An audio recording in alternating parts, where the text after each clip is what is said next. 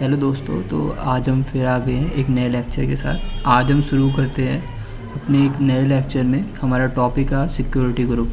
तो बेसिकली जो security group है वो AWS में क्या इसका है यूज़, और इसको हम क्यों यूज़ करते हैं, ये होता है क्या है। तो आज हम इस चीज़ पे बात करते हैं। तो बेसिकली मैं आपको थोड़ी सी इन्फॉर्मेशन देना चाहता हूँ इस बारे में। तो सिक्योरिटी ग्रुप जो होता है वो एज अ फायरवॉल यूज़ होता है एक इंस्टेंस में। ये बेसिकली एक इंस्टेंस के बहुत पहले रहता है कि अगर कोई भी चीज़ आ रही है, अननोन पर्सन किसी दूसरे पोर्ट या IP से अटैक कर रहा है, तो उसको ये रोकेगा। एंड जो भी हमने पोर्ट दिया है अपना, उसके अनदर जो भी दूसरा कोई पोर्ट है तो उसको ब्लॉक करेगा कि दूसरा कोई प्रॉपर बंदा दूसरी नई IP से दूसरे पोर्ट से अटैक ना कर पाए। तो बेसिकली फायरवॉल यूज़ होती है ऐसा। तो इसके लिए हम एक अपने AWS अकाउंट पे जाएंगे और वहाँ पे सिक्योरिटी ग्रुप है, तो वहाँ पे हम इसको देखेंगे कैसे क्रिएट होता है। तो जैसे कि मैंने आपको बताया कि ये यूज़ होता है, तो मैं आपको एक इमेज दिखाता हूँ। उससे मैं आपको एक बार बता देता हूँ कि मैं क्या बता रहा हूँ आपको। जैसे कि ये आपको दिख रहा है कि यहाँ पे एक इमेज दिख रही है आपको। इसमें क्या है कि मैंने सिर्फ अलाउ दिया है पोर्ट 80 को, ठीक है। तो पोर्ट 80 जो है वो EC2 इंस्टेंस तक पहुँच पा रहा है। बाकी जो पोर्ट हैं वो हमारे सिक्योरिटी ग्रुप है, उनको रोक ले रहा है, जो आपको रेड में दिख रहे हैं, ठीक है। जो हमारे ग्रीन एरो से जा रहा है वो हमारा EC2 इंस्टेंस तक पहुँच पा रहा है, क्योंकि हमने उसको अलाउ किया था। यही हमारा सिक्योरिटी ग्रुप होता है, ठीक है। तो मैं आपको लेके चलता हूँ अपने AWS अकाउंट पे। फिर हम वहाँ से एक सिक्योरिटी ग्रुप नया क्रिएट करेंगे और उसे EC2 इंस्टेंस में अटैच करेंगे। एंड फिर हम देखते हैं कैसे हमारा न्यू सिक्योरिटी ग्रुप कैसे हम क्रिएट करते हैं। और जो एक सिक्योरिटी ग्रुप होता है वो हम मतलब उसमें कोई बाउंडेशन नहीं होती कि हम एक सिक्योरिटी ग्रुप को एक ही इंस्टेंस से कनेक्ट कर सकते हैं, ऐसा कुछ नहीं होता है। एक सिक्योरिटी ग्रुप को हम बहुत सारी इंस्टेंस से कनेक्ट कर सकते हैं, इसमें कोई बाउंडेशन नहीं होती है।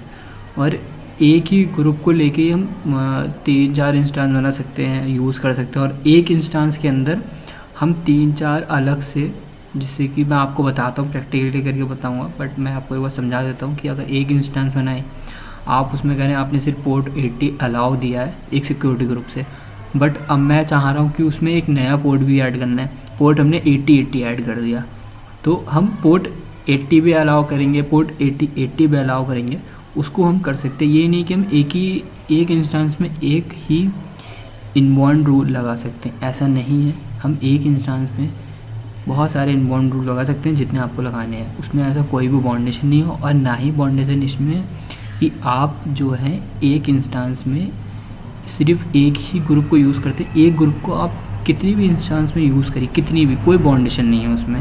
मान लीजिए मैंने एक ग्रुप बना रखा है अपने AWS अकाउंट, मैं उनको 10 इंस्टेंस में यूज़ करता हूँ, तो मैं कर सकता हूँ उसको, इसमें कोई बाउंडेशन नहीं है, मैं कर सकता हूँ उसको, ठीक है।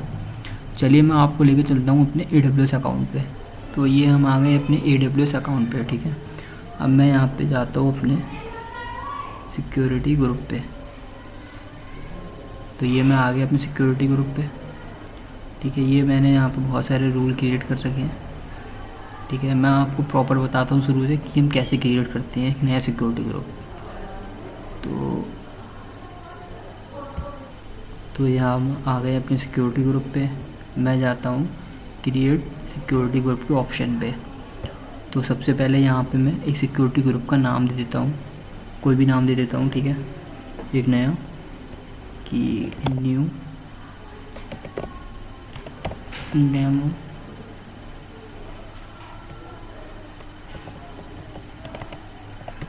रोल।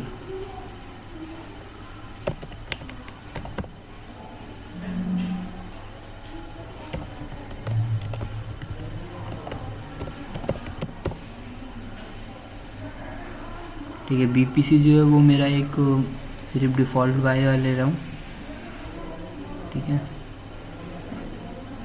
तो यहाँ पे मैं आपको एक चीज़ और बता देता हूँ कि जो कि इनबाउंड रूल है, ये इसको हम ऐड करते हैं, ठीक है।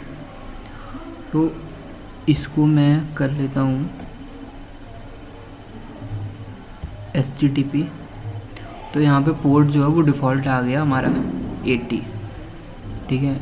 तो ये भी आपको चीज़ पता होना चाहिए कि डिफ़ॉल्ट में क्या रहता है। कि HTTP लिया तो मैंने कौन सा डिफ़ॉल्ट आ रहा है, पोर्ट 80 आ रहा है, ठीक है। तो अब मैं इसमें क्या करता हूँ कि सोर्स जो है मेरा कस्टम रख सकता हूँ, एनीवेयर IPv4 रख सकता हूँ, या 6 या माई IP, कुछ भी रख सकता हूँ, ठीक है, वो आपके ऊपर है। अगर आप अपनी IP देना चाहते हो वो भी कर दीजिए, कोई प्रॉब्लम नहीं। तो मैं इसमें एनीवेयर IPv4 कर देता हूँ, ठीक है, उसमें कोई भी प्रॉब्लम नहीं है। तो मैं आपको एक बात और बताना चाहता हूँ कि जो हम इनबाउंड और आउटबाउंड रूल है, आउटबाउंड हम इसको ऑल ट्रैफिक करेंगे, क्योंकि हमें कहीं भी इसको एक्सेस कर पाएँ, कहीं भी, मतलब इसको बाय डिफ़ॉल्ट रखेंगे ऑल ट्रैफिक पे, कि ये हम कहीं से भी इसको एक्सेस कर लें, किसी भी ब्राउज़र पे जाके, कोई प्रॉब्लम नहीं होगी, ठीक है। तो जो इनबाउंड है वो हम अपने हिसाब से कस्टम कर सकते हैं, ठीक है, कस्टमाइज जो भी हमें इसमें देना है वो हम कर सकते हैं, इसमें कोई भी प्रॉब्लम नहीं आनी।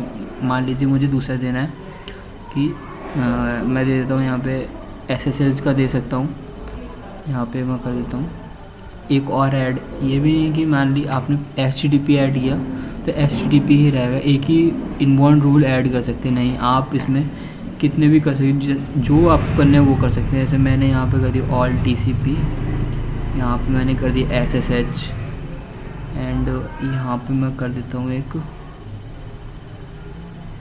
SMTP।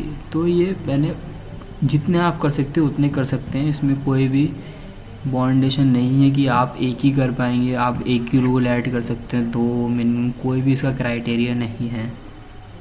और एक जो हमारा एक मेन पॉइंट है कि हम जो सिक्योरिटी ग्रुप होता है हम उसको, उसमें जो हम अलाउ रूल को ही डिफ़ाइन कर पाते हैं कि हमें कुछ डिनाइड करना है या किसी चीज़ को एक्सेस नहीं देना। मान लीजिए कोई आपके इंस्टांस या किसी आपके सर्वर पे अटैक कर रहा है, अब आप चाहें कि उसको सिक्योरिटी ग्रुप से यहाँ पे कि उसकी प्रॉपर एक IP ये है, अब वो आपको इंस्टांस को हैक करने की कर रहा है कि ये हैक हो जाए, आपके पोर्ट पे अटैक कर रहा है, तो आप उस चीज़ को इससे रोक नहीं सकते हैं, क्योंकि ये सिर्फ एक अलाउ रूल को ही डिफ़ाइन करता है, ये डिनाइड को नहीं करता है डिफ़ाइन।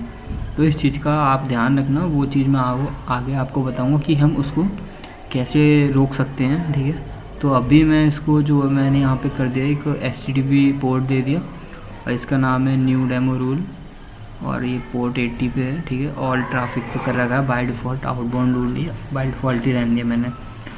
तो ये हमारा सिक्योरिटी ग्रुप एक क्रिएट हो चुका है, ठीक है, न्यू डेमो के उस नाम से है। मैं जाता हूँ अपने सिक्योरिटी ग्रुप पे, इसको चेक कर लेता हूँ। तो मेरा सिक्योरिटी ग्रुप ये आ चुका है न्यू डेमो रूल के नाम से। अब मैं इसको एक इंस्टेंस क्रिएट करूँगा और वहाँ पे इसको ऐड करूँगा। मैंने आपको पहले भी पिछली वीडियो में दिखाया है कि बाय डिफ़ॉल्ट भी हो जाता है, किसी भी इंस्टेंस को आप क्रिएट करते हैं तो वहाँ पे बाय डिफ़ॉल्ट बन जाता है, बट मैं आपको एक नया जो मैंने रूल बनाया उसको ऐड करके दिखाऊँगा इंस्टेंस में कैसे करते हैं। तो ये जो पॉइंट है, सारे बेसिक्स पॉइंट, अगर आपको ये चीज़ों की नॉलेज हो जाएगी तो आप ईज़िली AWS पे वर्क कर सकते हैं। तो मैं अपनी एक इंस्टेंस क्रिएट कर लेता हूँ।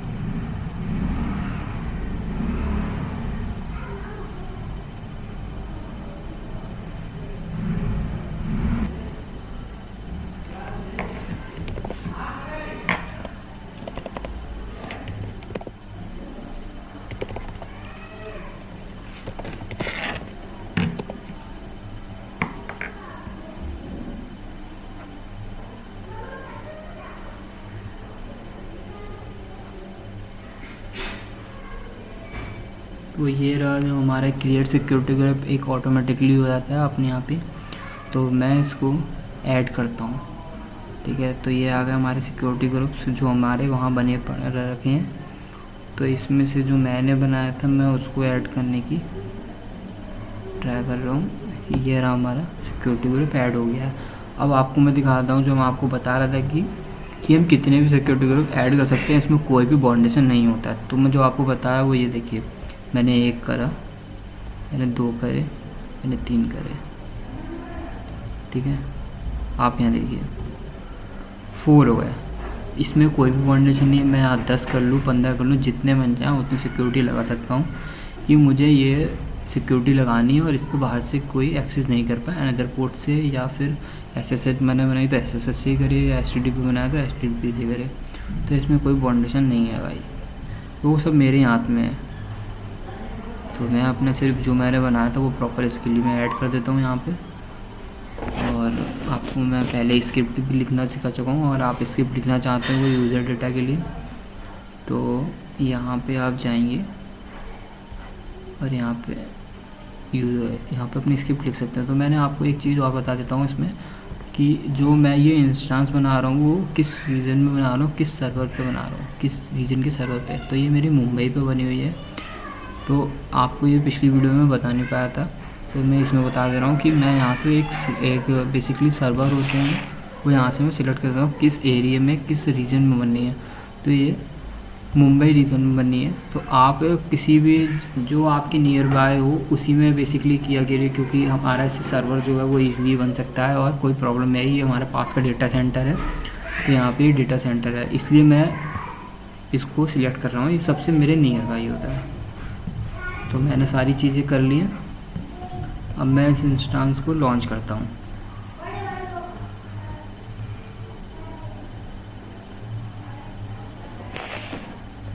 तो हमारी इंस्टेंस जो है वो लॉन्च हो चुकी है।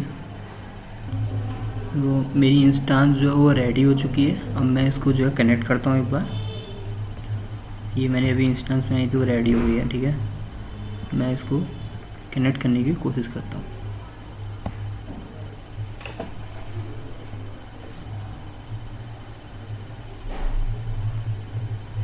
तो हमारी इंस्टेंस जो रेडी हो चुकी है। अब मैं इसमें इसको एक्सेस लेके दिखाता हूँ। इसमें कुछ इंस्टॉलेशन करता हूँ, फिर उसकी आईपी से उसको कनेक्ट करूँगा। तो सबसे पहले मैं इसके रूट यूज़र में जाता हूँ। जैसे कि इसके रूट यूज़र में जाएंगे हम sudo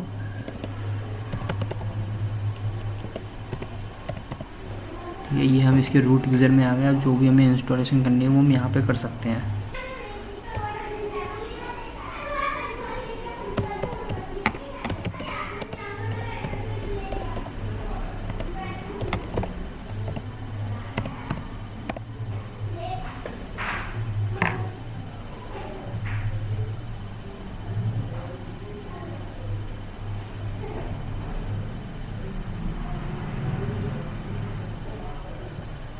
तो ये हो गया हमारा अपडेट। अब मैं इसमें कुछ एक एनजिनिक्स सर्वर एनजिनिक्स को इंस्टॉल करता हूँ। तो ये हमारा एनजिनिक्स इंस्टॉल हो रहा है।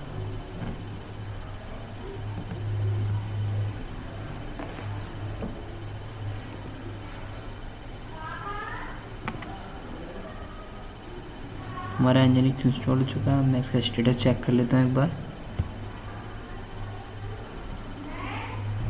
तो जिस कमांड से हम एनजिनिक्स का स्टेटस चेक करते हैं वो कमांड ये है सर्विस एनजिनिक्स स्टेटस। इससे हमें पता चल जाएगा हमारा एनजिनिक्स जो है एक्टिव है या अनएक्टिव है। तो देखते हैं। तो हमारा एनजिनिक्स जो है वो अभी रेडी है। तो अब हम जाते हैं अपने कंसोल पे।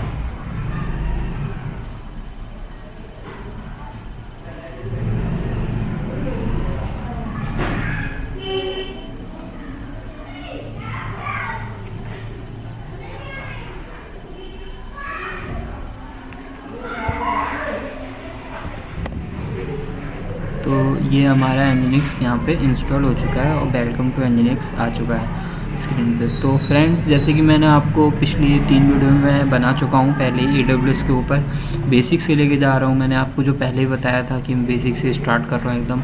कहीं पे भी आपको प्रॉब्लम आती है आप मुझे बता सकते हैं, कमेंट कर सकते हैं, मैं उसका आंसर दे सकता हूँ कमेंट में।